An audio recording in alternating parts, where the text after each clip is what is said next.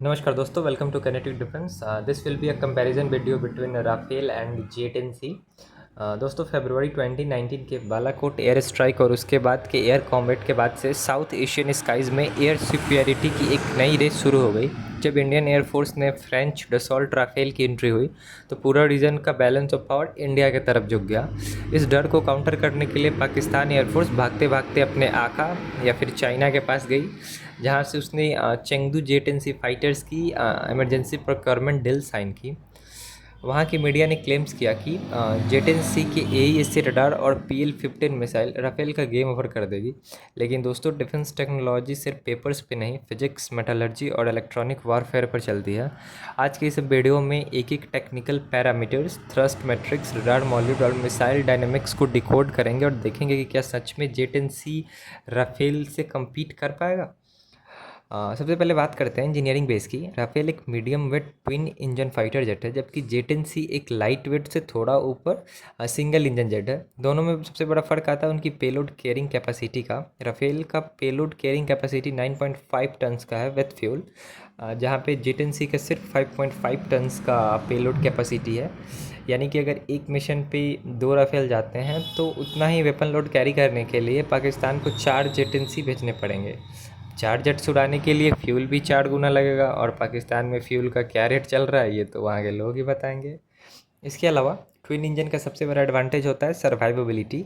अगर dog fight में दुश्मन की मिसाइल का स्रैपिनल या बर्ड स्ट्राइक एक इंजन को डैमेज कर दे तो राफेल का दूसरा इंजन पायलट को सुरक्षित वापस ले आएगा। जबकि J-10C में अगर इंजन गया तो पायलट के पास सिर्फ एक ही काम बचता है कि भाई पैराशूट खोलो और निकल लो। अब बात कर लेते हैं radar power and the electronic warfare paradox की। अब आते हैं मॉडर्न वॉरफेयर के सबसे क्रूशियल पार्ट पर, रडार और एवियोनिक्स। J-10C में चाइना का KLJ-7 ने AESA रडार लगा है, जिसमें दावा किया जाता है कि बहुत सारे ट्रांसमीटर्स एंड रिसीवर्स मॉड्यूल्स हैं। लेकिन यहाँ पर आती है बेसिक इंजीनियरिंग। एक सिंगल इंजन जेट का जनरेटर लिमिटेड इलेक्ट्रिसिटी बनाता है। अगर आप पूरी पावर रडार को दे देंगे तो इलेक्ट्रॉनिक जैमर्स और बाकी सिस्टम्स अंडर पावर्ड हो जाएंगे। अब आते हैं राफेल के थेल्स RB-E2 AESA रडार पर। इसको पावर देता है 2 स्नेकमा इंजन्स के जनरेटर, M88 इंजन्स। इसका मतलब इसका रडार बिना किसी पावर लैग के बहुत हाई फ्रीक्वेंसी पर स्कैन कर सकता है। और इसके साथ जो सबसे बड़ा गेम चेंजर है वो है स्पेक्ट्रा इलेक्ट्रॉनिक वारफेयर सूट।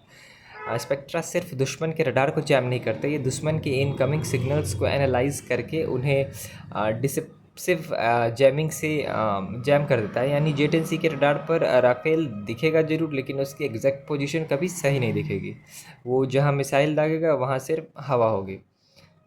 ये बिल्कुल वैसे ही है जैसे पाकिस्तान के न्यूज़ चैनल पर उनके एंकर बोलते हैं कि हमारी इकोनॉमी ग्रो कर रही है। स्क्रीन पर सब अच्छा दिखता है, पर रियलिटी में ग्राउंड पर कुछ और ही होता है।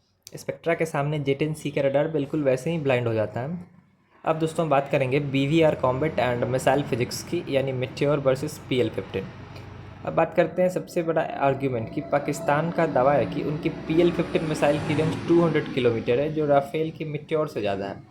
लेकिन चलिए इसका सच जान लेते हैं। PL-15 एक conventional solid fuel rocket motor पर चलती है। इसका मतलब ये है कि लॉन्च होते ही अपने सारा फ्यूल जला देती है और मैक्स स्पीड पकड़ती है। लेकिन जैसे जैसे ये आगे बढ़ती है इसका फ्यूल ख़त्म हो जाता है और आखिरी के 30-40 किलोमीटर में ये सिर्फ अपनी मोमेंटम पर घूमती है। अगर टारगेट जेट ने वहाँ शार्प टर्न ले लिया तो मिसाइल मिस हो जाए।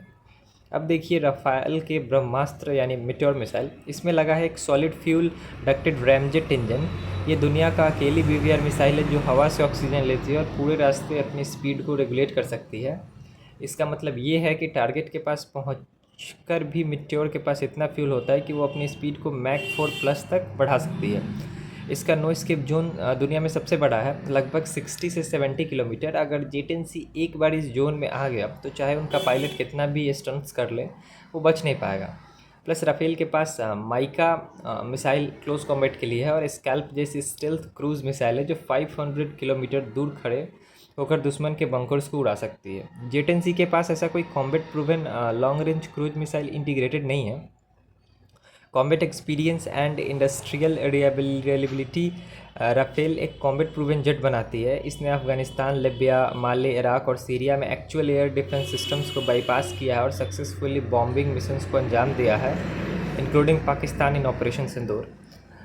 दूसरी तरफ जेट-एन-सी का कॉम्बैट रिकॉर्ड अभी तक बिल्कुल जीरो है और ऑपरेशन सिंदूर में जो जेट-एन-सी की हालत हुई वो सब ने देखा है, अब चाहे वो जितनी मार्केटिंग कर ले उसकी। तो दोस्तों पूरा टेक्निकल इवोल्यूशन के बाद कंक्लूजन बिल्कुल साफ है, जेट-एन-सी एक ठीक ठाक फोर्थ जनरेशन फाइटर ज़रूर है, पुराने F7s और मिराज से बेहतर है, मगर उसकी तुलना डसॉल्ट राफेल से करना बिल्कुल गलत है। राफेल एक इलेक्ट्रॉनिक वॉरफेयर सिस्टम, उसकी ट्विन इंजन स्ट्रक्चरल स्ट्रेंथ, उसकी मैसिव पेलोड कैपेसिटी और मेटेओर मिसाइल का डेडली कॉम्बो उसे जेट-एन-सी से कई गुना बेहतर और एक अलग लीग में खड़ा करता है। पड़ोसी देश चाहे जितनी मर्जी ट्वीट्स कर ले या वीडियो बना ले, लेकिन आसमान का असली सिकंदर राफेल ही है। आपको क्या लगता है, चाइनीज इंजीनियरिंग कभी फ्रेंच एविएशन का मुकाबला कर पाएगी? अपने थॉट्स नीचे कमेंट्स में ज़रूर शेयर करें। अगर वीडियो इन्फॉर्मेटिव और मज़ेदार लगी हो तो चैनल को सब्सक्राइब करें और इस वीडियो को हर एक डिफेंस लवर के साथ शेयर करें। मिलते हैं अगले वीडियो में, तब तक के लिए जय हिंद, वंदे मातरम।